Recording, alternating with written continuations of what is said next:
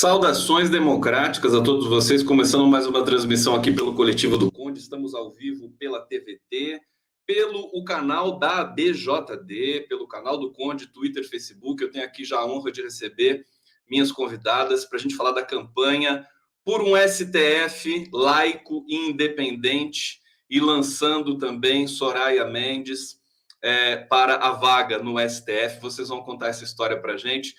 Antes de apresentar vocês, eu quero saudá-las, agradecer a presença. Vou começar aqui passando para a Tânia Oliveira, para a Tânia contar um pouquinho dessa história para a gente. E vamos conversar sobre essa campanha tão bonita. Tânia, tudo bem, querida? Mais uma vez, satisfação. Oi, Conde, tudo bem? Obrigada. Sempre uma satisfação participar aqui do canal. Todas as vezes que eu venho aqui, uma alegria bem grande. Bom dia, Maria Bethânia. Bom dia, Soraya. Bom dia a todos que nos acompanham. Então, o que é a campanha por um STF laico e independente?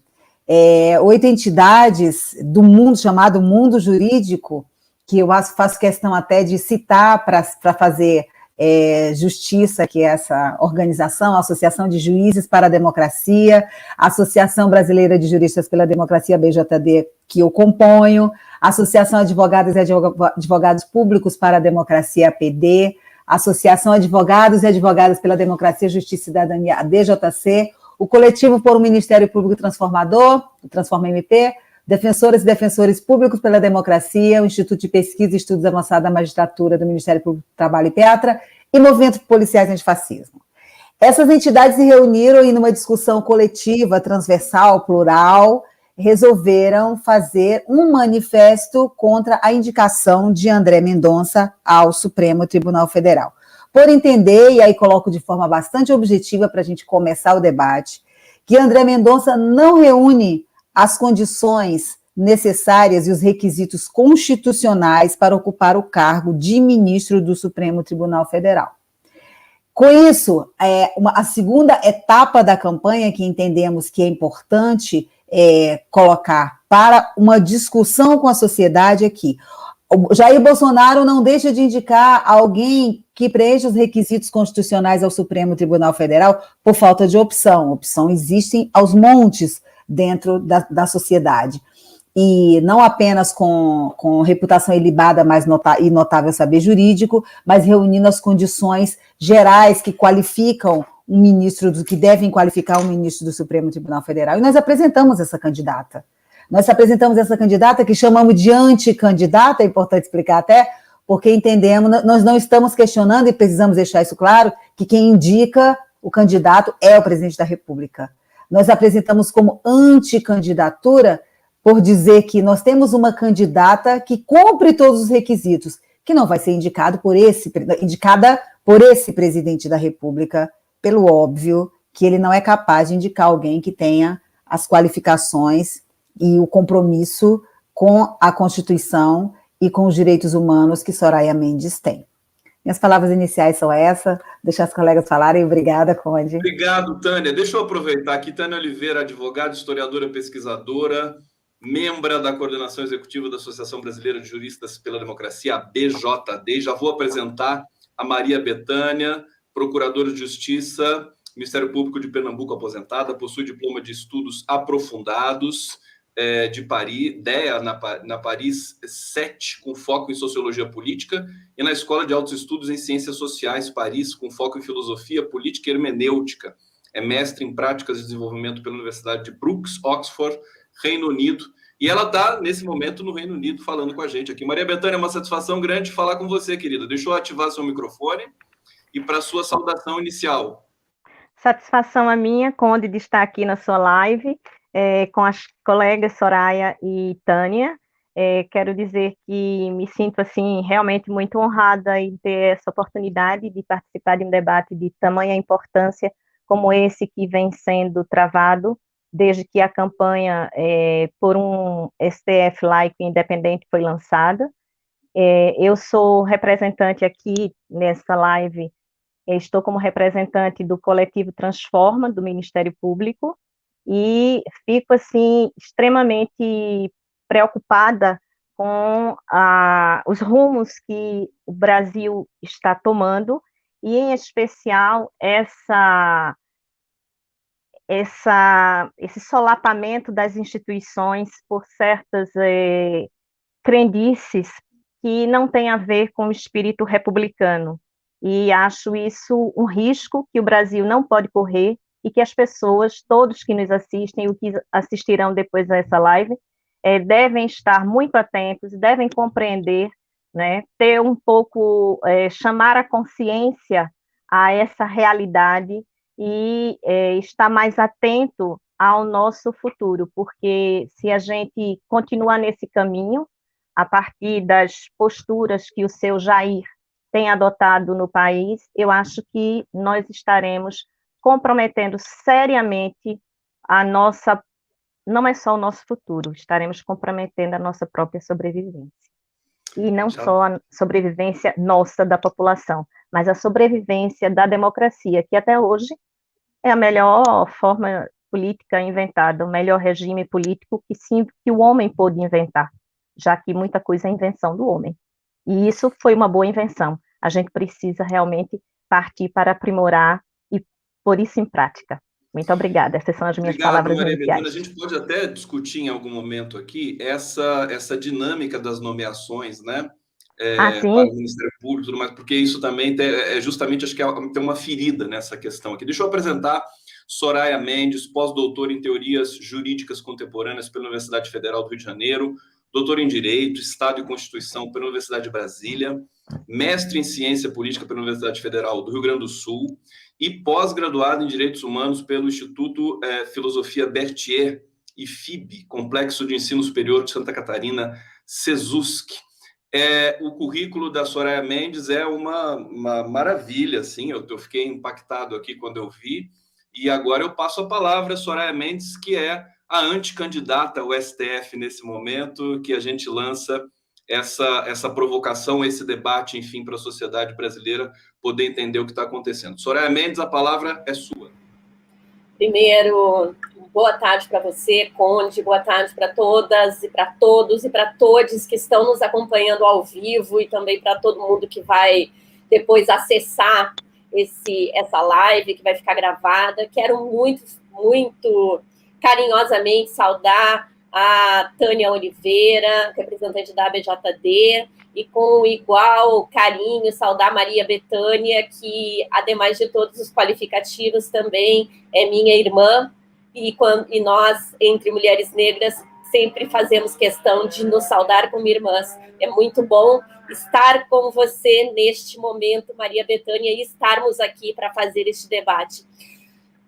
Conde, essa anticandidatura, como disse a Tânia, ela nasce de uma organização inicialmente das mais diversas carreiras jurídicas. Então, tanto do Ministério Público, quanto de magistradas e magistrados, defensoras e defensores públicos, advogados e advogadas, tanto na advocacia privada quanto na advocacia pública.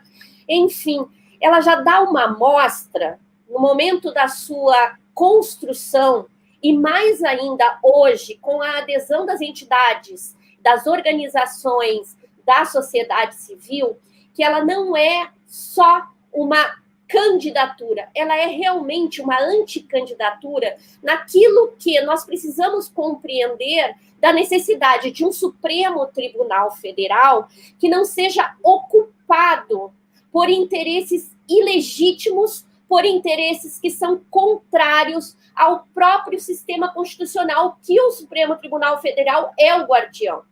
Então, esta candidatura, ela nasce a partir das forças democráticas da sociedade brasileira.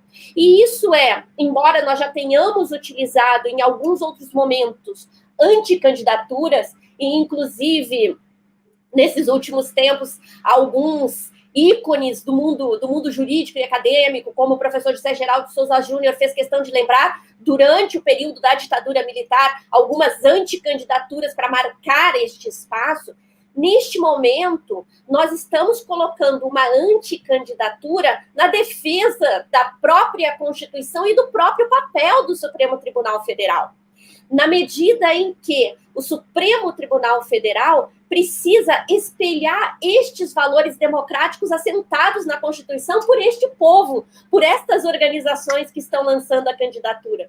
Então, eu acredito que este é um momento muito especial da nossa trajetória, infeliz trajetória destes últimos anos da democracia brasileira, que é a necessidade de apontar que o guardião, que é o Supremo Tribunal Federal, precisa ser guardado pela sociedade, pelas forças democráticas. Perfeitamente. Obrigado, Soraya Mendes. Olha, as mensagens estão chegando aqui, o bate-papo está começando a ser ativado. Estamos ao vivo na TVT. Quero agradecer o público da TVT que nos acompanha, pelo canal do Conde, pela ABJD também. Deixa eu ver se está tudo certinho aqui na minha transmissão. E queria passar a palavra para a Tânia, começando perguntando o seguinte, Tânia, por que o André Mendonça, por que essa indicação é tão deletéria assim para os procedimentos e para o regime de nomeações para o STF? Explica para a gente o que está misturado nessa questão aí. Então, eu queria só, antes de responder sua pergunta, fazer um apontamento em cima, sobre a fala da Soraya, que é super importante, que na terça-feira, informação só, na terça-feira nós fizemos uma reunião com as entidades dos movimentos sociais, sensacional, assim, todas demonstrando adesão, desde os representantes das frentes parlamentares, Frente Brasil Popular, Frente Povo Sem Medo, Coalizão Negra por Direitos, e as diversas entidades aí da sociedade civil demonstrando adesão, né, se colocando pela adesão da campanha. Só a título de informe. Sobre a sua questão, Conde, vamos lá. Um candidato ao Supremo Tribunal Federal, pelo dispositivo estrito constitucional, pela estrita leitura do dispositivo constitucional, ele precisa ter notável saber jurídico e reputação ilibada. O que acontece é que, na verdade, um ministro do Supremo Tribunal Federal, ele precisa ter, antes de tudo, o critério, o valor da independência funcional para exercício do seu cargo. Por isso que a campanha chama por um STF laico e independente. Essa independência não significa não conhecer o presidente da República ou mesmo não ter com ele qualquer relação que seja funcional. A gente tem no Supremo Tribunal Federal dois ministros que foram advogados gerais da União dos respectivos governos também, o ministro Gilmar Mendes e o ministro Dias Toffoli. Não se trata disso. Trata-se de um comportamento que não esteja vinculado a determinadas pessoas ou governos no sentido de descredenciar ou desacreditar ou descumprir a Constituição Federal. Então, quem é André Mendonça? Para dizer por que ele não cumpre os requisitos para ser ministro do Supremo Tribunal Federal. André Mendonça exerceu o cargo de ministro da Justiça do governo Bolsonaro. O que marcou André Mendonça como ministro da Justiça do governo de Jair Bolsonaro?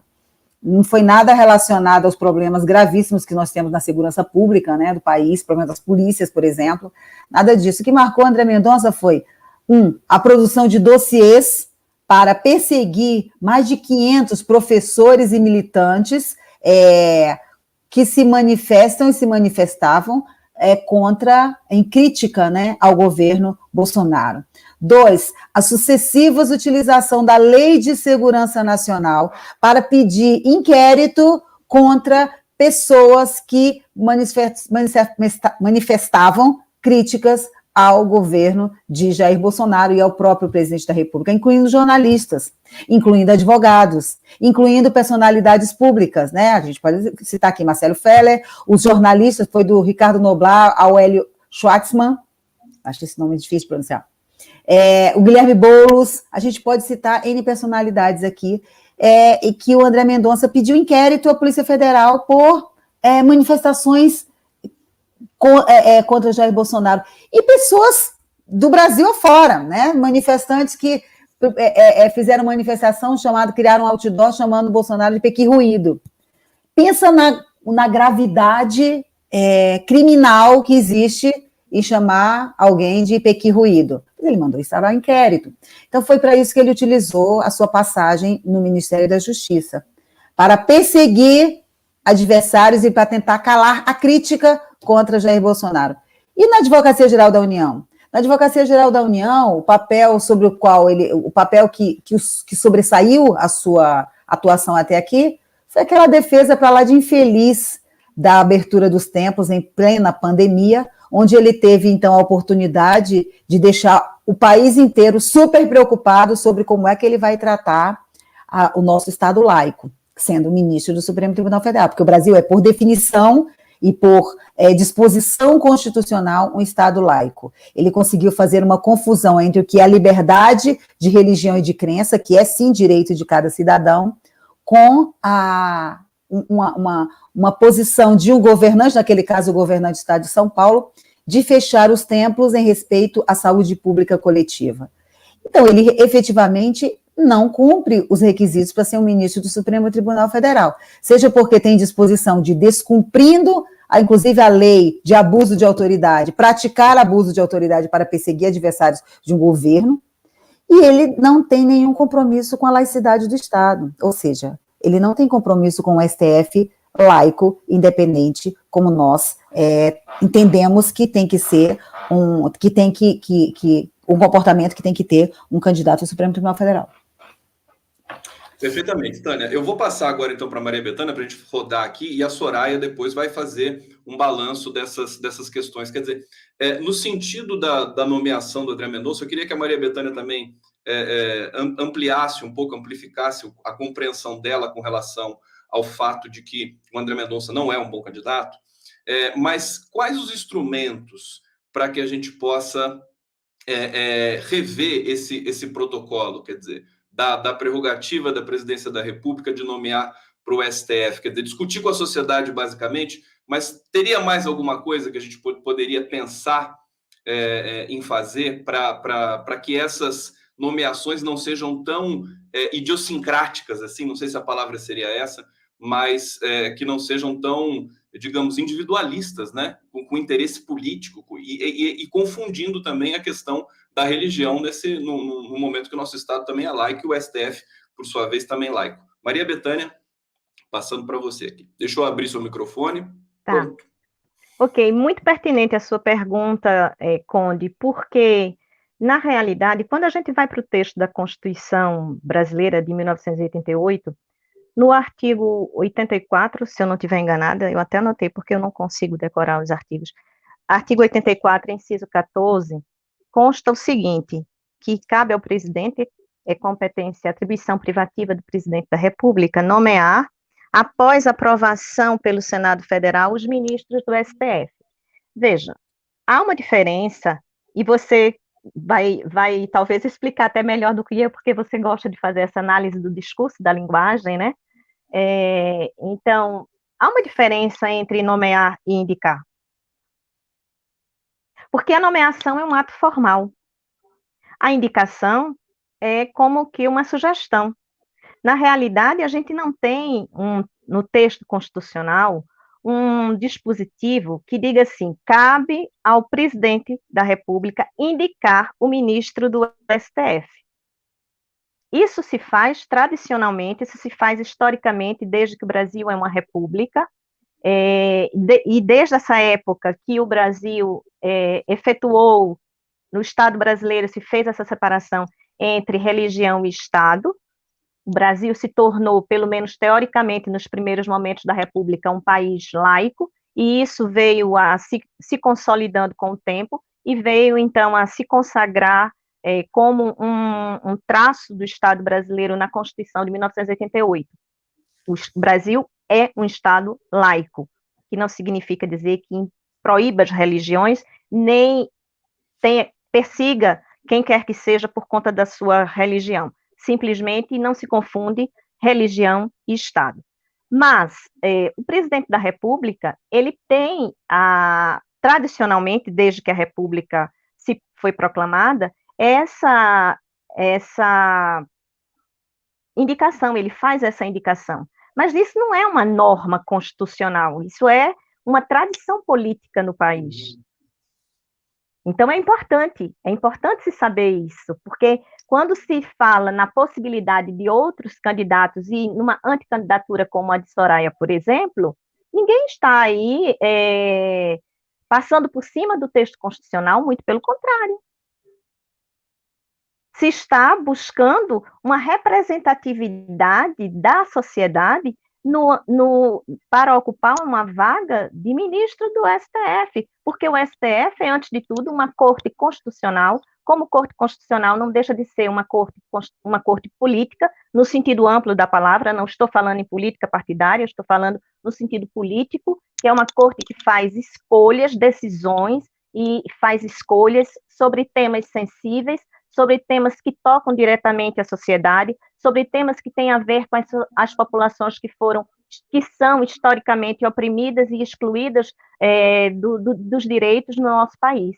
Então, a gente, ao deflagrar uma campanha como essa, e o Transforma é uma das entidades parceiras, com tantas outras que Tânia falou no início, por essa campanha, é porque a gente enxerga nisso um espírito muito republicano e um resgate da democracia no país.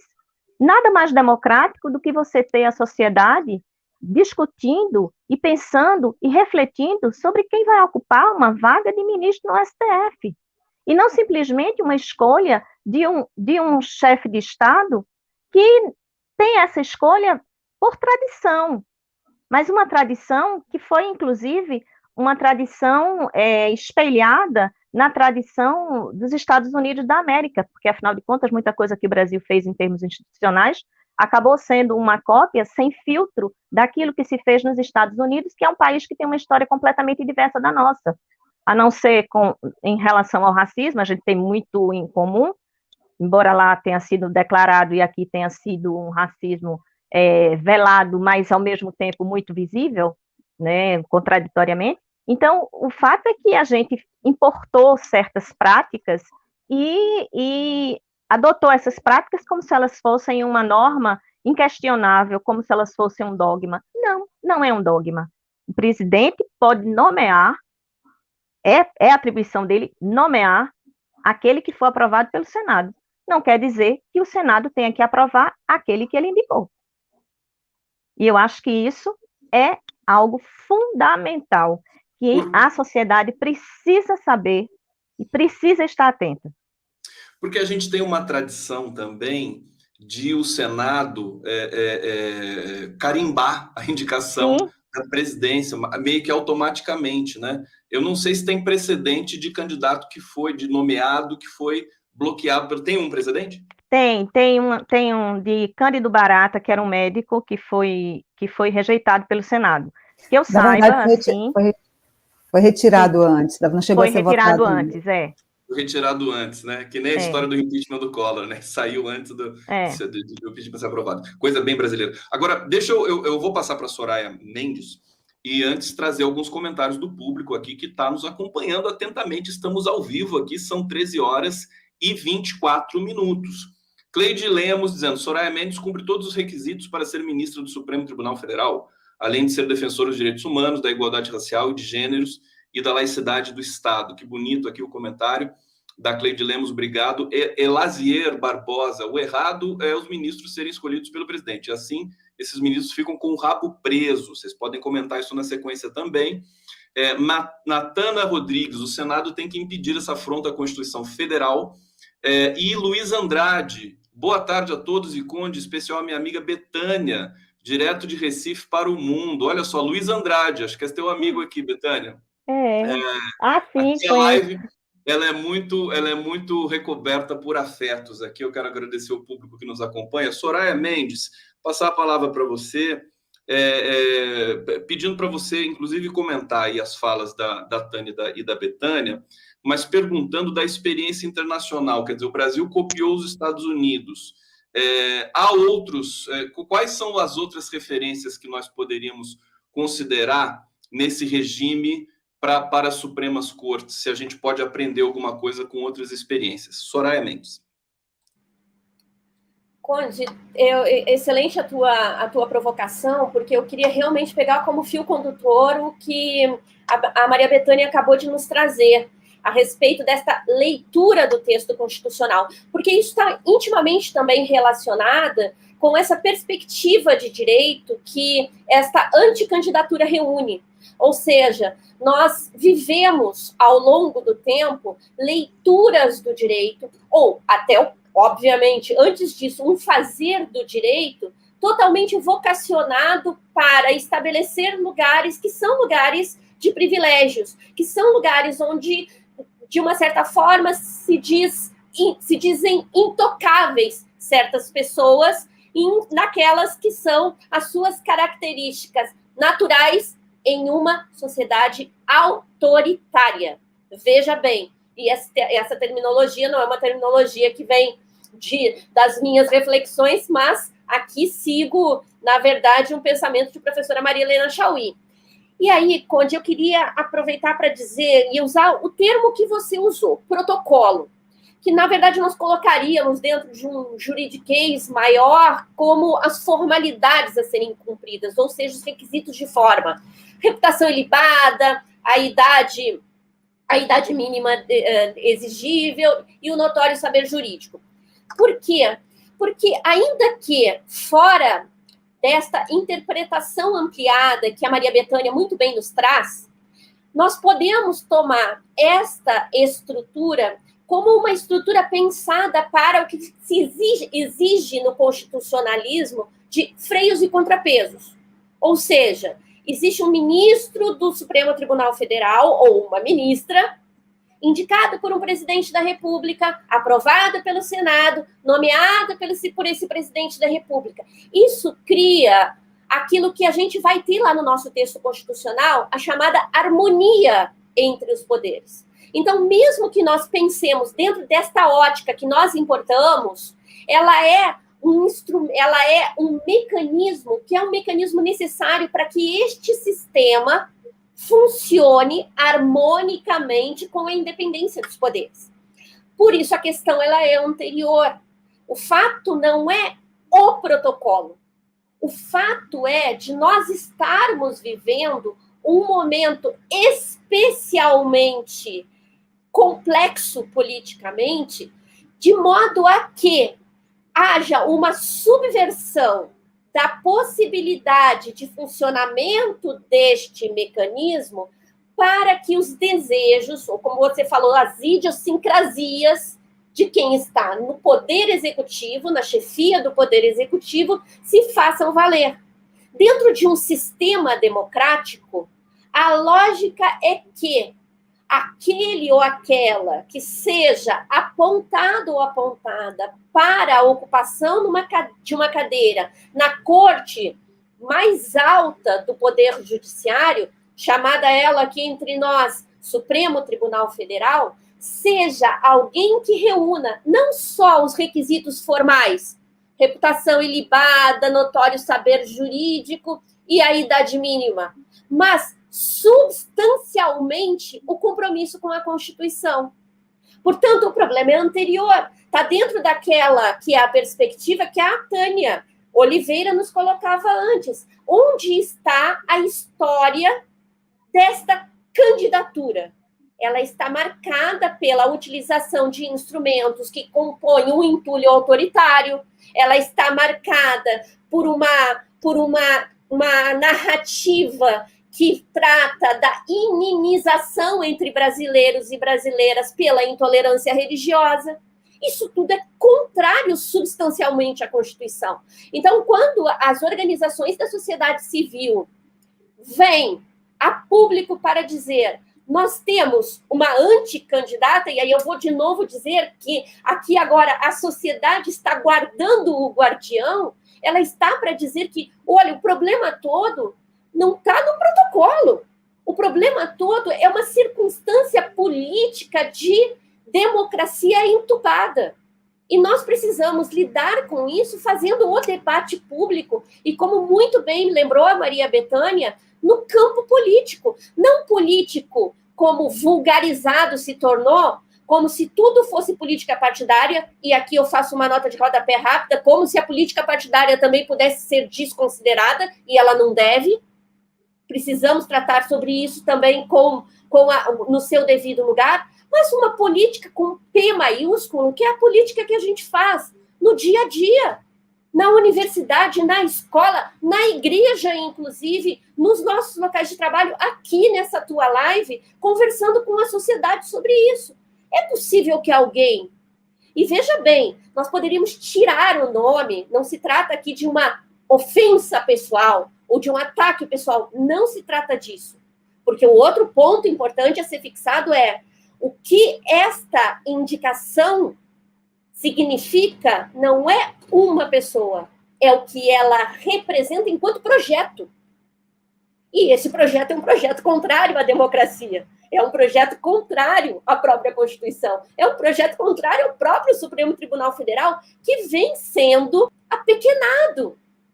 Tanto quando um chefe de Estado diz: vou nomear alguém que comigo bebe tal bebida, quanto também no momento em que ele vale-se de um mecanismo também discursivo, numa retórica do medo, para dizer que nomeará alguém terrivelmente evangélico, como se esse adjetivo pudesse ser, inclusive, utilizado, e não pode ser utilizado nesta frase, até porque ele, na verdade, esconde, como eu disse antes, volto agora para o princípio, um grande projeto. Portanto, o problema, e aqui, no fim, agora vou arrematar, para que a gente tenha a possibilidade de falar sobre outras coisas. Eu sou gaúcha, Conde, e aí quando as pessoas, os gaúchos, as gaúchas, quando começam a falar, não param, você tem que cortar, você tem que interromper. Mas eu gosto muito de conversar e gosto muito que a gente tenha essas oportunidades. Eu vou te dizer que, para fechar de novo, o problema não está no protocolo, não está na forma. O problema está na substância. Este ministro pode até ter um currículo, e tem. Ele pode até ter a idade, tem. Pode até ter uma reputação ilibada, mas ele é substancialmente ilegítimo para a ocupação desse cargo. E aí, quando surge na sociedade civil um movimento, e veja bem, a Tânia falou a respeito dessa reunião de terça-feira, não são quaisquer entidades, e todas as entidades e organizações são extremamente importantes. Mas veja bem, estavam as organizações, já concluindo, as organizações que defendem os direitos sexuais e reprodutivos das comunidades LGBTIQIA+, estavam os povos indígenas, estava a Associação Brasileira de Imprensa, estava ali a Coalizão Negra por Direitos, estavam ali as organizações de mulheres, as organizações feministas, estavam ali trabalhadores e trabalhadoras representados em sindicatos, ou seja, é a sociedade toda. É a sociedade que está dizendo, isso não pode ser assim. Por isso que a gente quer a possibilidade de demonstrar o que muito bem disse a Maria Bethânia. A construção destas indicações, ela tem que partir desta legitimidade. Esse é o critério que precisa ser observado. Soraya Mendes, eu estou encantado aqui, estou muito feliz de estar aprendendo tanto aqui nessa live. Obrigado, viu, Tânia? Porque a Tânia é parceira, quando tem esses desafios assim, ela chama o condão da aposta. Deixa eu trazer aqui o comentário de uma internauta que resume a minha percepção aqui dessa live também. Janice Bruto, Conde, que mulheres maravilhosas. Pronto, está dito aqui o veredito da live. Agora, é isso, a questão que me perturba bastante também, Tânia, já passando para você, é o STF formado, à exceção de Carmen Lúcia e Rosa Weber, nesse momento, por homens brancos e velhos. Quer dizer, a sociedade brasileira... Eu me lembro, até quando o Lula nomeou o Joaquim Barbosa, que isso foi tratado também de uma maneira estranha pela opinião pública. Ninguém entendeu direito, nem o próprio Joaquim Barbosa, ao que me consta também da importância de ter um STF mais diverso nesse sentido. Então, acho que isso faz parte também desse debate de hoje e fazendo essa deixa e a palavra para a Tânia Oliveira. Tânia, querida. Então, obrigada, Conde. Janice, né, que falou aí, só uma mulher maravilhosa faria um comentário como esse. Então, a nossa recíproca para você. olha só, eu acho que é importante, e você já colocou isso como ponto, e Soraya, falar depois da Soraya é super difícil, né? Porque ela esgota as coisas de uma forma brilhante. Então, agora, eu queria pegar no ponto que você já tinha mencionado antes, que é essa história de, para além do que foi colocado, do formato institucional mesmo, da escolha do ministro do Supremo Tribunal Federal, que, inclusive, envolve o próprio texto original constitucional nas suas falhas, eu diria, nas suas ausências, né? Porque a gente defende e tem que defender o texto constitucional em tudo aquilo que ele produziu de cidadania e da construção de direitos. O que o texto constitucional, entre outras coisas, possui de falha nesse debate? Não é só, provavelmente, o fato de não ter colocado de forma mais determinante como se daria o processo de escolha. Mas nós temos problemas que são, hoje, absolutamente estruturantes, e você já colocou isso, né? O fato dos mandatos não terem fim no Supremo Tribunal Federal. E aí você perguntou sobre parâmetros internacionais. Os teóricos geralmente gostam de fazer a comparação sobre o modelo norte-americano, que é o que nós copiamos aqui no Brasil, né? Para a composição da Suprema Corte, e o modelo alemão, né, onde existem mandatos, né, os ministros não são chamados de ministros, só no Brasil que tem isso, os juízes da Suprema Corte alemã, eles têm mandatos de 12 anos e sem recondução. Então, é um outro modelo que geralmente é usado nesse debate aí de formato da composição e de tempo. Eu sou absolutamente defensora do tempo de mandato para os ministros do Supremo Tribunal Federal. Não tem nenhuma razão para essa eternidade de mandatos, né, essa vitalicidade que é uma coisa anacrônica e já demonstra problemas sérios no próprio exercício do mandato dentro da Suprema Corte. Você traz um debate que é absolutamente fundamental, que é como não existir numa sociedade como a nossa, em que já é claramente demonstrado que é necessário estabelecer políticas de cotas para a ocupação dos espaços mesmo sociais. Então, é inadmissível que isso não exista para ocupação, não apenas do Supremo Tribunal Federal, mas a composição dos tribunais, a composição do Ministério Público, a composição dos órgãos do sistema de justiça, que tem uma composição masculina e branca, né? Você mesmo já colocou isso. Então, eu acho que isso aí são reformas estruturantes extremamente necessárias para a composição, não apenas do Supremo Tribunal Federal, mas já que estamos falando aqui disso, do Supremo Tribunal Federal para o caso que a gente está discutindo.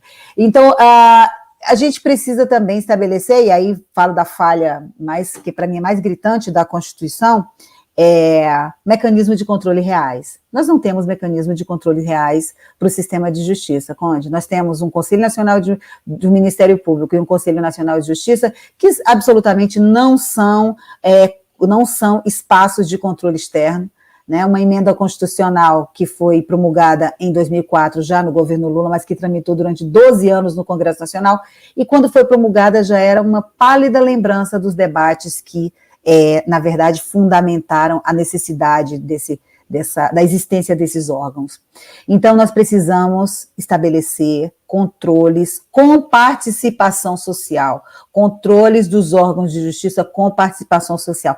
É isso que vai garantir que o problema não é se o presidente da República é quem escolhe e o Senado é quem sabatina e aprova. Porque quando você tem mecanismos reais de controles sociais, você faz com que esse sistema do check and balance, né, dos freios e contrapesos que a Soraya já citou, eles sejam o mais legítimo possível. Por quê? Porque será acompanhado da mais necessária e legítima, mais necessário e legítimo controle da sociedade, por mecanismos que hoje não existem, nós precisamos criar. Obrigado, Tânia. Eu vou encaminhar já para a Betânia e trazendo uma questão aí mais um pouco do meu campo, não da linguística. Da linguística tem uma questão, acho que para o próximo bloco, que eu queria trazer, mas do jornalismo, que me parece um pouco insuficiente a discussão dos meios de comunicação no Brasil sobre essa questão tão sensível. A gente percebe, por exemplo, os coletivos, os movimentos, as organizações fazendo uma discussão consistente, robusta, como vocês estão fazendo, mas eu vejo os grandes veículos de comunicação assim tratar esse tema como se fosse uma coisa absolutamente marginal, a nomeação para o STF, ou então na base da fofoca, sabe, aquela coisa, o André Mendonça é amigo do Bolsonaro e tal. Eu queria saber a sua opinião, quer dizer, você acha que isso poderia ser discutido com mais substância no país? Eu vou me lembrar que quando nós tínhamos um governo democrático, né, realmente democrático, a discussão era um pouco mais qualificada. Como disse o sociólogo italiano Domenico De Masi recentemente numa entrevista, né, o Bolsonaro emburreceu todo mundo um pouco, né? É muito pesado, né, a gente ter de acompanhar essa enfim, jornada aí terrível de uma pessoa que não está à altura do cargo. Mas eu passo para a Bethânia para fazer suas considerações nesse momento aí. Bethânia. Você fala sobre a imprensa, considerações sobre isso. Olha, Conde, eu acho sim que você tem toda a razão quando você aponta essa superficialidade e até às vezes essa certa desconsideração, o desprezo por parte de uma parcela da imprensa, não é toda, né, em relação a esses temas que são fundamentais na estruturação de um Estado democrático. Então, a impressão que eu tenho é que muitas vezes alguns jornalistas, repito, parcela, né, do jornalismo, ele está muito preocupado com a democracia somente em relação à eleição. Mas a democracia é muito mais do que a eleição, que é um mecanismo importante para a rotatividade e a alternância de poder. A democracia envolve também uma educação política, uma formação cidadã. E nessa educação política e nessa formação cidadã, os jornalistas também estão inseridos. E isso significa dizer, compreender quais são os princípios e a natureza de um Estado republicano. O que é uma república? O que difere uma república de uma monarquia, por exemplo? E por que o Reino Unido é uma monarquia e ninguém trata mal, digamos assim, e lá tem ditadura, é uma monarquia, mas tem uma ditadura? Porque existe, de qualquer sorte, uma cultura política sobre o que significa dialogar, argumentar, emancipar as consciências, e entender que uma sociedade, ela nasce primeiro, uma sociedade, ela se organiza primeiro do que o Estado. O Estado não pode estar organizando a sociedade. E a história brasileira me parece uma história em que primeiro vem o Estado, depois o Estado modela a sociedade, a sua imagem e semelhança, para usar aqui uma máxima que vem, inclusive, da religião.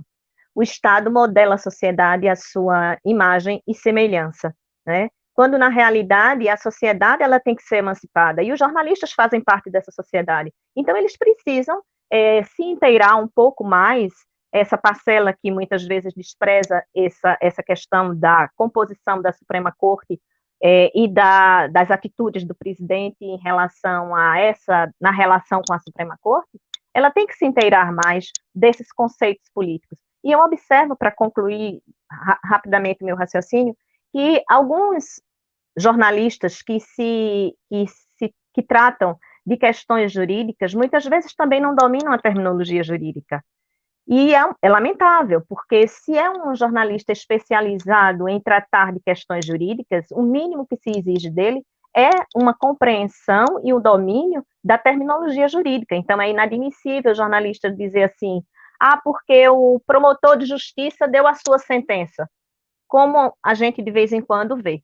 Ora, promotor não sentencia, porque promotor não decide. Quem sentencia é o juiz. E isso faz toda a diferença, é uma questão de linguagem, mas a linguagem, ela é uma expressão daquilo que se pensa, daquilo que se sabe. Então, quanto mais rigor a gente tem em utilizar os conceitos, as linguagens, as terminologias, as nomenclaturas adequadamente, mais a gente parece consciente daquilo que está dizendo. E o que a gente tem visto, muitas vezes, é uma completa ignorância do que essas coisas significam para um Estado democrático. Não é uma questão de somenos importância discutir a ocupação de vaga de ministro no Supremo Tribunal Federal. é uma questão fundamental, estruturante de um Estado democrático. E é uma questão em relação à qual todo mundo deveria se envolver, ou pelo menos pensar a respeito. Então, eu acho que você tem toda a razão nessa crítica que você faz. E eu vamos aprofundar um pouco mais isso. Tá bom o bate-papo aqui, Tânia Oliveira, tá bom essa live aqui, o pessoal tá gostando muito. Estamos ao vivo, mais uma vez, destacando aqui, porque às vezes as pessoas acham que é uma reprise. Não é uma reprise. A gente está tudo ensaiado aqui, você vê que está tudo organizado.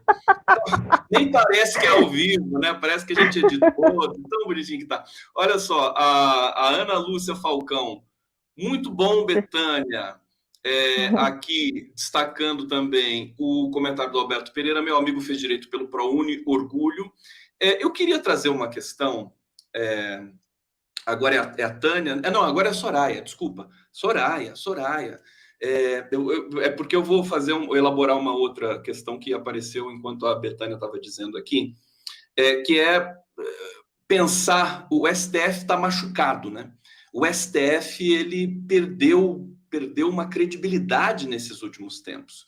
Ele recuperou parte dela recentemente, com a questão da suspeição do Sérgio Moro, demonstrando uma força, né? Demonstrando que acordou e tal. Mas tem um clima, eu sinto que a gente já entrevistei aqui alguns ministros do STF também, existe um desejo, uma questão de afirmação, de reafirmação do STF. Ao mesmo tempo, Soraya, eu queria que você comentasse isso, quer dizer, o momento atual do STF sendo... prejudicado pelo tumulto político que tomou conta do país. E, ao mesmo tempo, eu lembro do STF sob FHC, sob Lula, sob Dilma, até um certo ponto, em que ele era... Enfim, a gente tinha muito respeito pelo Supremo, votando matérias importantes, corajosas, e, de repente, isso desandou. E aí eu formulei uma pequena tese, que é o seguinte: quando você tem democracia estabelecida, consolidada, ainda que ela necessite ser reafirmada todos os dias, as instituições funcionam, né? E quando vem de cima num sistema presidencialista de coalizão como o brasileiro. E quando você tem uma erosão nesse processo, as instituições todas começam a se degringolar. Você concorda com essa afirmação? E, enfim, passo para você essa reflexão, um pouco o estado bruto aqui. Precisa acionar seu microfone, Soraya. Pronto. Então, que assim, eu tô aqui com o coração dividido, porque eu quero continuar um pouco o debate que a Maria Bethânia colocou pela pergunta que você fez a respeito dos meios de comunicação, e por outro lado também você fez uma pergunta extremamente instigante, então eu tô aqui dividida, não sei se você... Fique completamente à vontade. O maestro aqui é você diz o que eu tenho que tocar, então qual é o instrumento? Eu falo dela lá, posso... Se você quiser primeiro a Bethânia e depois as outras questões, fica à vontade. Deixa eu fazer uma consideração, então, a esse respeito dos meios de comunicação, e vou falar meio de comunicação mesmo, porque eu não tenho uma perspectiva de que este cenário de deformação e não de informação, ele se modifique, a não ser a partir das próprias estruturas da sociedade. E eu vou te trazer 2 pontos que para mim parecem fundamentais.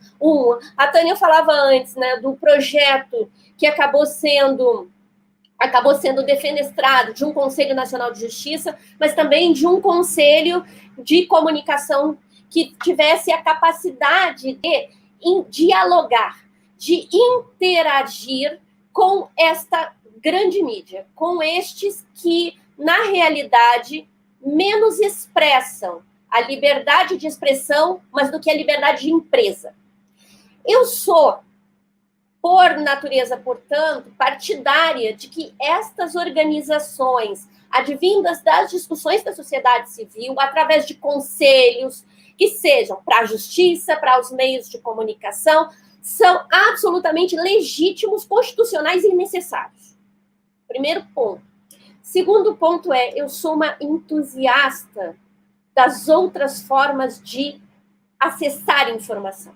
Ainda que você lá no começo acabou utilizando o Domenico De Masi como uma referência e me fez lembrar do ensaio sobre a imbecilidade do Ortega y Gasset e da recente expressão do Humberto Eco, dizendo que os imbecis sempre existiram, mas agora as redes sociais os libertaram, né? Os deram voz. Mas o ponto, eu acho que interessante para nós é pensarmos nessas que eu teorizei um pouco sobre isso, são esferas públicas subalternas. Há muito tempo atrás, né? Então, assim, coisa do século passado, a gente não pode falar muito, senão acaba entregando o jogo de idade também, mas eu já tenho idade para ser ministra do Supremo, né? Então todo mundo já sabe mais ou menos por onde eu caminho. Mas a questão é o seguinte, eu cheguei a fazer um estudo muito, muito aprofundado a respeito, na época, sobre rádios comunitárias, por exemplo, que tiveram um processo lá entre o final da década de 90 até o início dos anos 2000, muito especialmente aquele período do governo Fernando Henrique Cardoso, de um processo de perseguição total. Mas o que mostravam esses meios de comunicação? É que eram mais do que meios de comunicação, eram esferas públicas subalternas, contra-hegemônicas, capazes de criar discursos que se contrapõem à esfera pública hegemônica, que é essa, onde dominam os discursos que o Habermas, desculpa usar um pouquinho aqui, né? Diz que todo mundo tem um alemão para chapar de seu, eu tenho Habermas. Mas que o Habermas vai dizer que era a maravilhosa esfera pública, e as feministas vão mostrar para ele que esfera pública é essa, meu amigo. Onde só falam os homens e só falam os homens brancos. E ele voltou atrás, por isso que eu gosto dele. Então, nesse sentido, eu sou muito entusiasta disso, de espaços como esse aqui. Eu acho que a gente teve realmente as portas, eu não gosto dessa expressão, as portas do hospício, porque eu acho que isso não é justo com os loucos e com as loucas, mas a gente teve as portas de algum lugar, terrivelmente, que foi aberto, sabe? Terrivelmente aqui colocado entre aspas, porque eu sei que ele está fora de uma correta construção linguística. Então, eu acho que a gente precisa incentivar isso, para que a gente possa trazer essa referência como a referência fundamental de formação da opinião pública, não de opinião publicada. Porque daí eu saio também disso, esse aqui eu gosto, aquele lá eu não gosto, esse aqui fala... E me incomoda também profundamente, né, no momento em que vejo as incorreções e mais ainda quando eu vejo a manipulação. E ela existe. Vou tentar agora fazer a consideração mais específica sobre o momento do Supremo Tribunal Federal. O que eu vejo a respeito desse momento específico? O Supremo, como eu disse antes, o Supremo Tribunal Federal vem sendo apequenado, atacado. Não só atacado enquanto Supremo Tribunal Federal, mas muitas vezes indiretamente atacado pelos ataques que são feitos aos seus ministros quando ocupantes de outros cargos. Exemplo disso, o ministro Barroso, atacado como foi, enquanto presidente do Tribunal Superior Eleitoral. Isso é algo que não contribui para a democracia. Eu, recentemente, participando de um outro debate, ouvi uma expressão que acho que sintetiza muito também esse nosso momento. Aliás, até uma palavra bem interessante, tendo em vista a cadeira que se encontra vazia, que é a do ministro Marco Aurélio, que usava muito essa expressão, algumas vezes digo eu que com uma discordância profunda dele, mas falta liturgia, falta tato, e esse é um presidente que, dos períodos de respiro democrático que nós vivemos na nossa república, ele é o único que destoa dessa liturgia.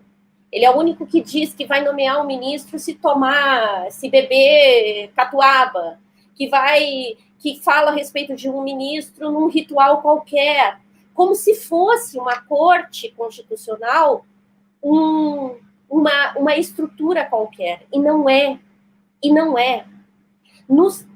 dentro de um funcionamento normal, democrático, realmente, um Supremo Tribunal Federal, uma Corte Constitucional, ela tem que ser praticamente invisível. Por quê? Porque ela não está ali para estar resolvendo as questões que são as questões próprias da política.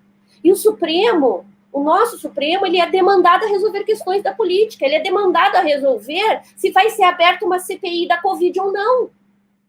Algo que tem que ser resolvido no Parlamento não é para ser resolvido no Supremo Tribunal Federal, mas ele é demandado em relação a isso e precisa manifestar-se em relação a isso.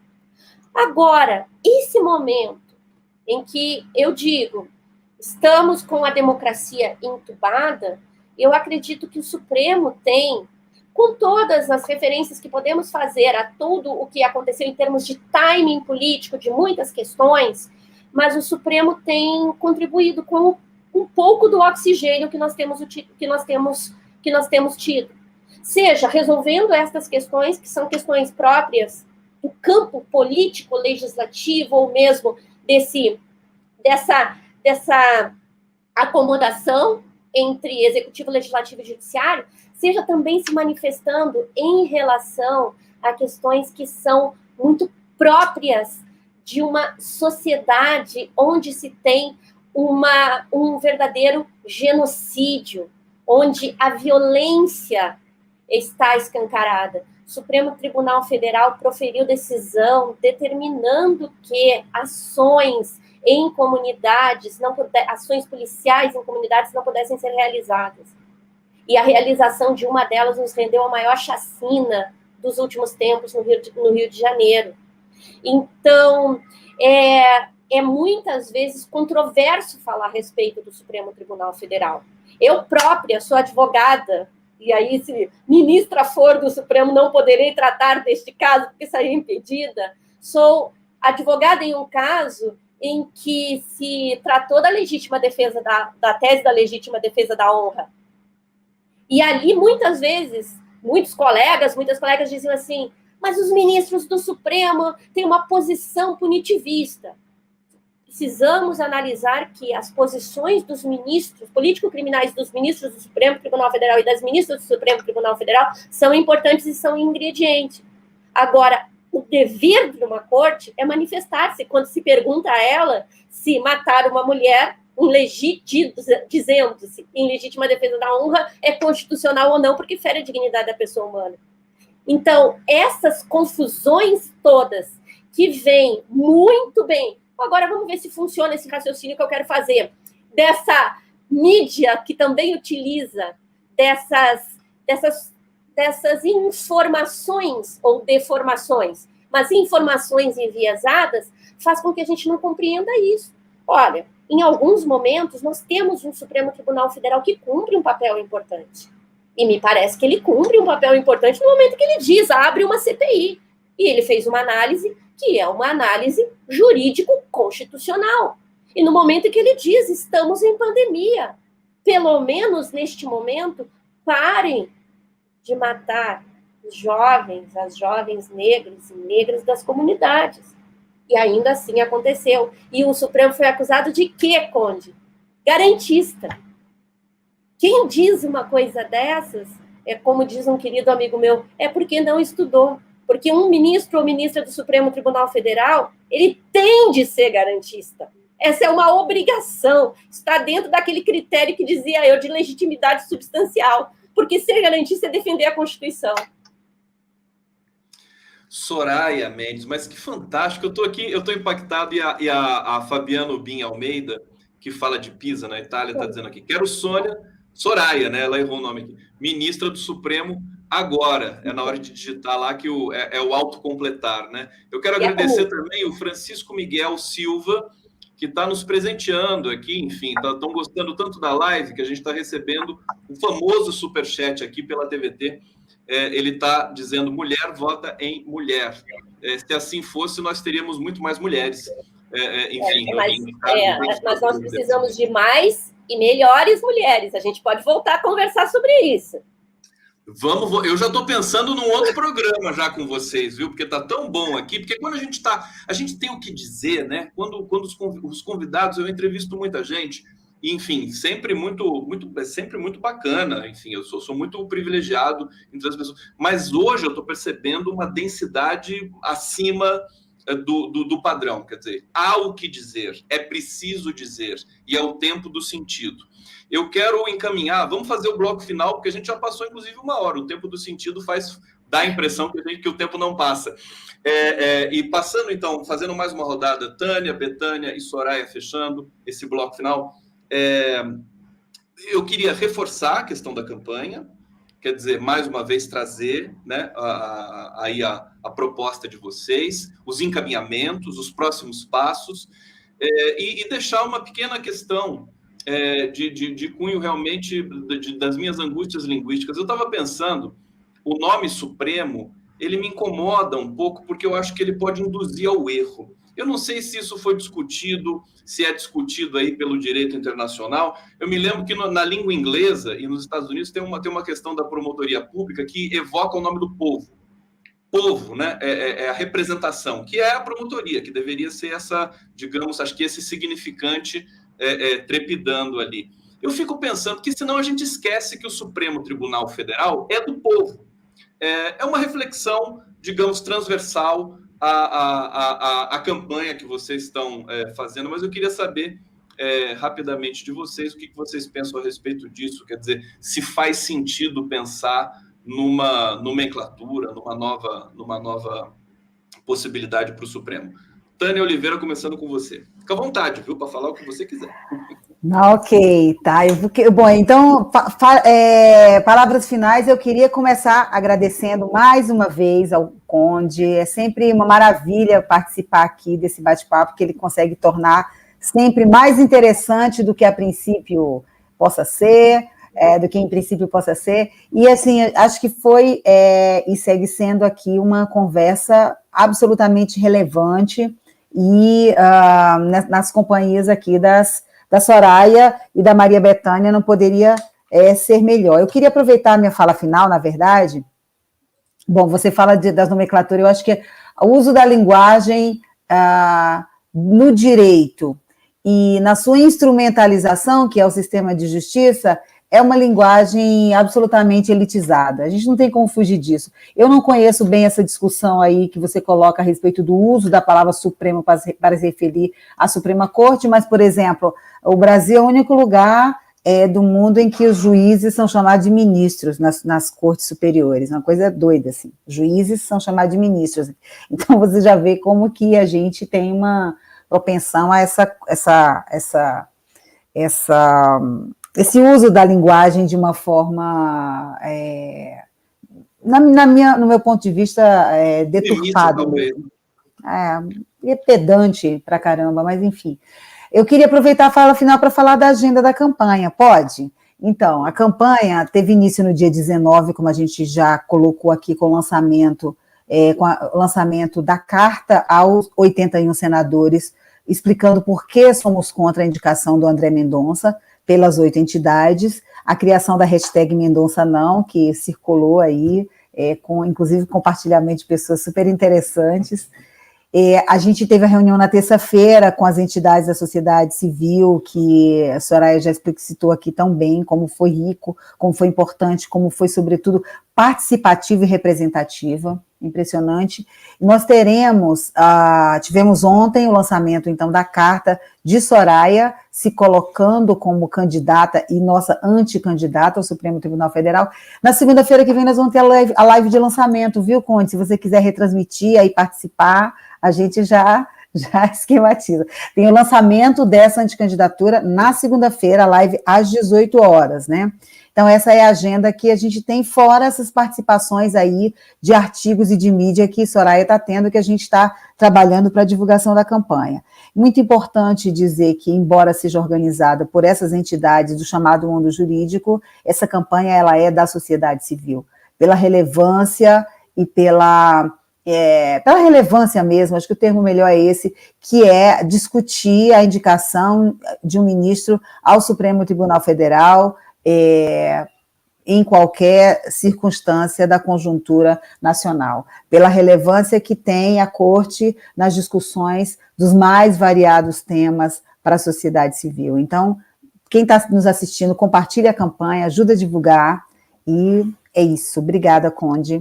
Tânia, antes de passar para a Betânia, quer dizer, tem a hashtag que está sendo, está no Twitter, que é Mendonça não, é isso? Mendonça não, a primeira hashtag. A gente vai ter uma hashtag também, a primeira. A gente vai ter uma hashtag da Soraya também. Que vai lançar na segunda-feira. Sim, exato. Perfeito. É por etapas, né? Como a gente assumiu que é uma campanha tem diversas etapas, né?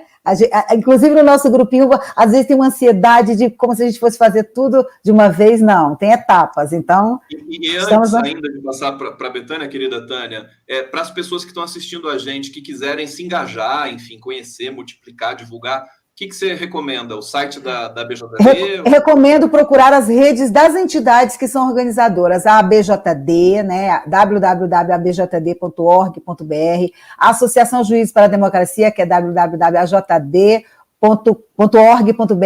do MP Transforma, não sei se tem site, Betânia pode, na fala dela, te dizer isso. Eu costumo falar...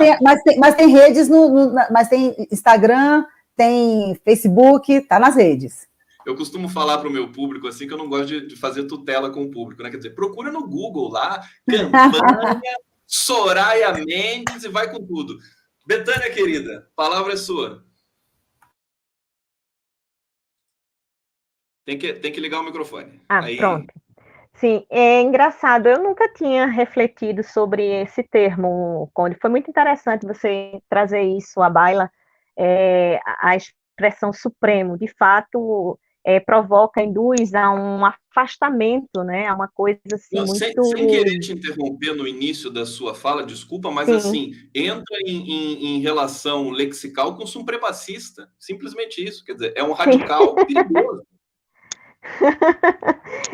Mas eu acho que essa palavra vem do fato de que o Poder Judiciário, ele é estruturado, né, de uma forma hierárquica. Então, a última instância seria a suprema instância. Mas isso tudo é uma coisa que pode ser mudado, por que não? Não estou dizendo agora, mas foi interessante você trazer isso à reflexão. Agora, a gente, durante a nossa conversa aqui, em alguns momentos, tanto Tânia quanto, não sei se você, mas Soraya, certamente, falou do fato de que o Supremo se apequenou, apesar de ser Supremo, se apequenou em alguns aspectos, em alguns momentos, e concordo com Soraya, com a complementação que ela fez à minha fala, de que é importante a gente fazer uma análise ponderada daquilo que está sendo o papel do Supremo num determinado momento, porque em muitos momentos o Supremo vai, ele avança, é bom, ou em outros momentos a gente se decepciona, se frustra,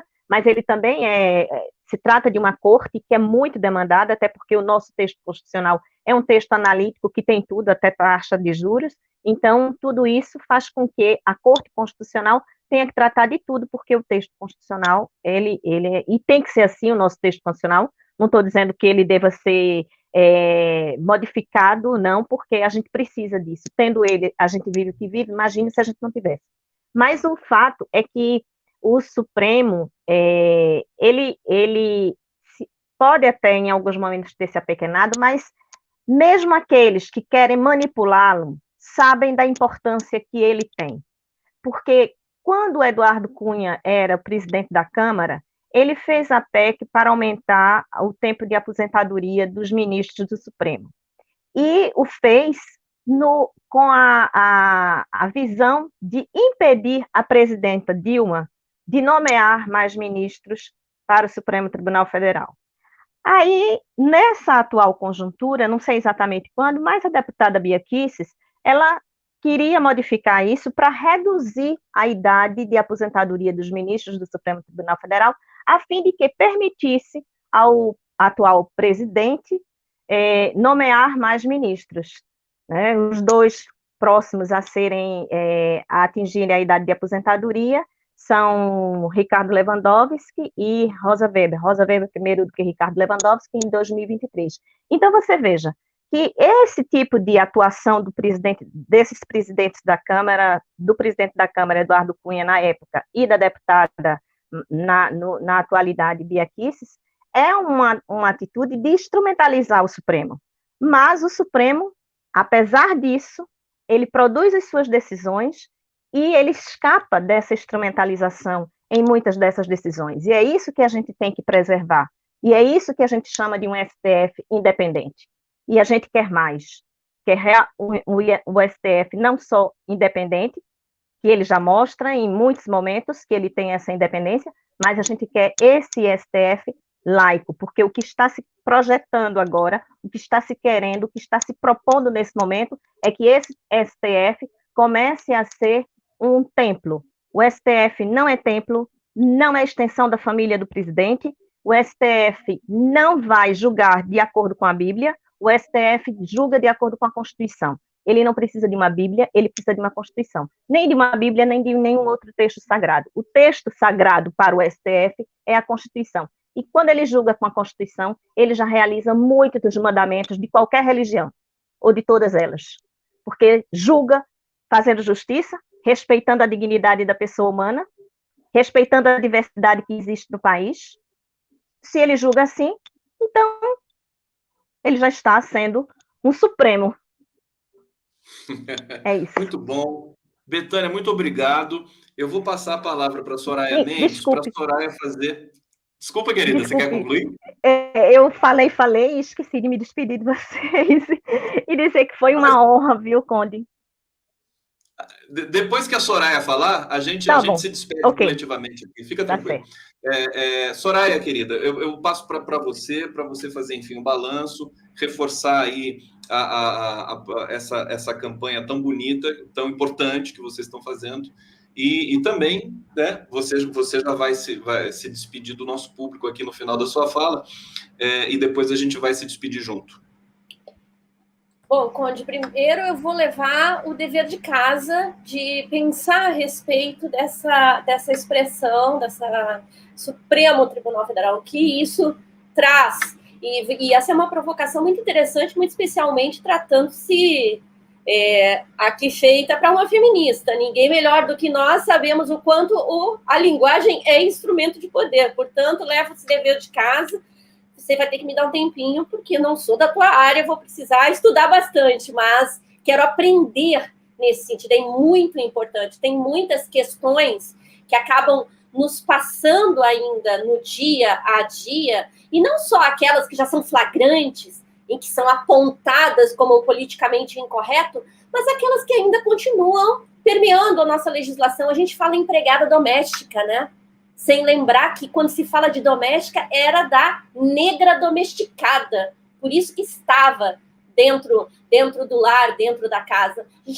A linguagem é extremamente importante, mas não vamos fazer esse debate agora, porque eu preciso estudar e vou levar esse dever de casa.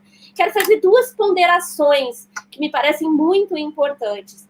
Nós fizemos aqui um debate que é um debate político. Um debate político com P maiúsculo, vou repetir. Ou seja, a respeito do que significa democracia, do que significa o respeito à ordem jurídica, sobre qual o papel de uma corte constitucional.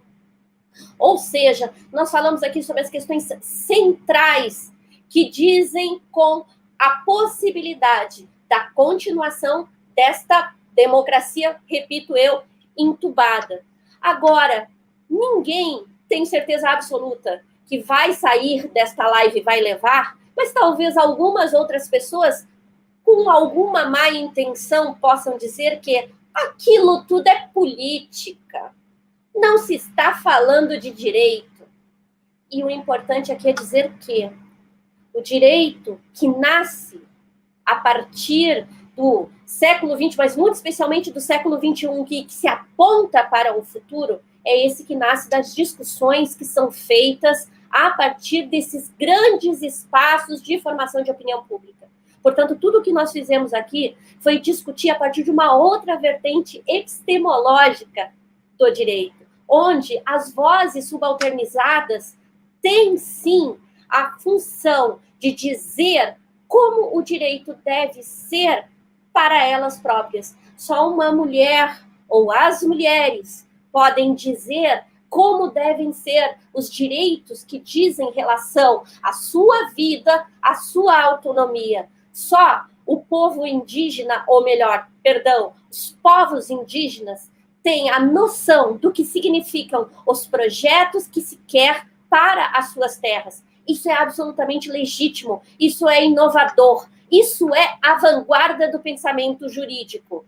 Isso é o que uma Suprema Corte, que tem um texto constitucional que fala da diversidade, que fala da formação de uma construção, da formação de um pensamento absolutamente aberto, precisa fazer. Por último, é dizer que somos uma anticandidatura porque somos a alternativa legítima pelo lugar de onde emerge da própria sociedade. Somos uma candidatura constitucional porque cumprimos com os requisitos formais, mas somos, mais do que isso, uma anticandidatura constitucional e necessária, porque cumprimos com os requisitos anteriores, tanto formal quanto substancial. A gente está convidando todas as pessoas que defendem a democracia nesse país, que defendam o Supremo Tribunal Federal e que se juntem a nós nessa campanha. Soraya Mendes, muito obrigado pela presença de vocês. Estou aqui super feliz com essa live. Podem abrir os microfones, agora está liberado. Tem como não votar nela? Não, né? Não tem, né? Não, Soraya, sem condições, né?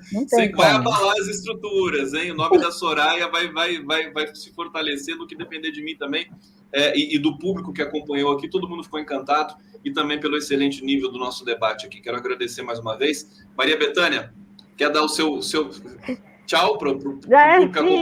É porque eu falei tanto e esqueci de dizer que realmente eu achei que foi um bate-papo excelente, muito interessante, muito instigante. Eu acho que espero que isso tenha deixado reflexões para o público, não é? E que as pessoas comecem a pensar um pouco mais e se engajar nessa campanha para que ela, sabe, já está alçando os seus voos, mas que ela vá muito mais alto, porque a gente realmente precisa, se a gente quer salvar a democracia no país. E a democracia, mesmo para aqueles que pensam que ela não presta, ela é fundamental, porque é ela que pode salvá-los também. Então é isso. Obrigada. Tânia, obrigado, Soraya, prazer imenso, espero encontrá-las em breve novamente, e até a próxima, valeu! Tchau, gente, obrigada, tchau. Obrigada, tchau.